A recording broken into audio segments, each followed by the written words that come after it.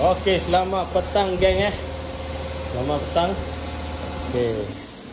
Aku ada, bukan aku nak bawa kereta ni bukan aku nak bawa kereta ni tapi aku ada follower aku daripada Sabah daripada Sabah. Dia pun pakai FLX, dia bohong tebu kau Tapi kereta dia ada masalah jadi Pomer dah jumpa cari. Dia kata dia naik kod ni cam sensor not synchronized with crank. Not synchronized with cam Okey, dia dah tukar benda rasa dia tukar cam sensor ke dia tukar crank. Tak ingat nanti aku akan tunjuklah WhatsApp dia dengan aku tu. Benda yang dia dah tukar dah. Tapi sebenarnya kalau kod tu cam sensor not synchronized with crank okey, bermakna timing belt ni lagi marking mungkin dia lopak dalam 2 gigi 3 gigi, kita dah tahu. Jadi kena check dulu Okey, sekarang ni video ni aku tuju pada follower aku ni gua ni nak check marking Okey, kita nak check marking cam atas dengan cam bawah tu sama tak. Okey, aku akan ajar cara-cara dia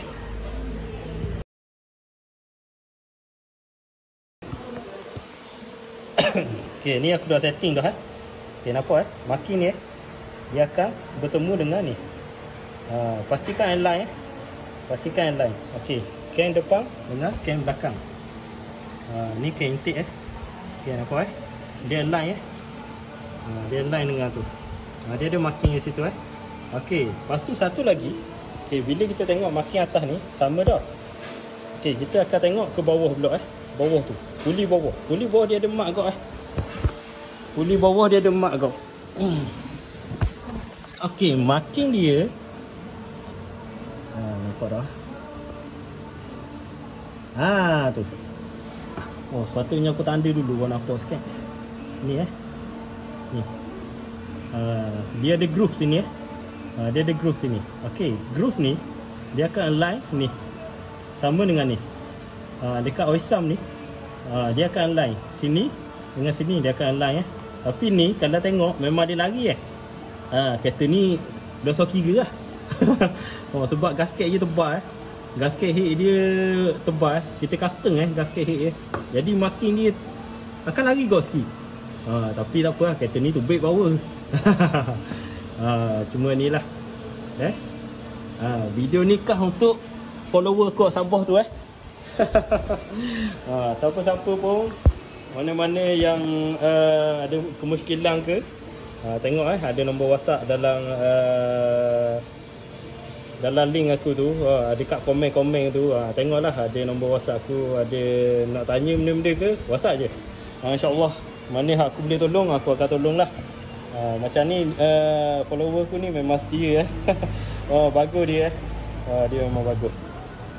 Ni lah aku nak cerita pasal ni macam mana kita nak check marking atas dengan marking bawah tanpa kita buka habis timing belt ni kena buka puli lagi. Jadi aku ajar cara senang. Nak tengok marking dia ngang tak. Sebab bila naik kod cam sensor not synchronized with crank, check timing belt mesti lagi marking. Sebab cam sensor dengan crank dia tak tally bacaan sebab marking ni lagi sebab tu dia kabur gitu. Dia naik kod not synchronized not synchronized ni maknanya dia tak tally bacaan cam dengan crank tak tally. Jadi alert lah benda ni. Kalau ada naik kod tu tuju pada timing belt jangan tukar cam sensor crank. Biasa tak ada masalah Kalau cam sensor problem ni kalau problem enjin boleh hidup enjin boleh hidup tapi dolly nak ref RPM 4000 sahaja boleh ref limit. Bila tekan stokor tu dia akan kat RPM 4 sahaja. Tu masalah cam.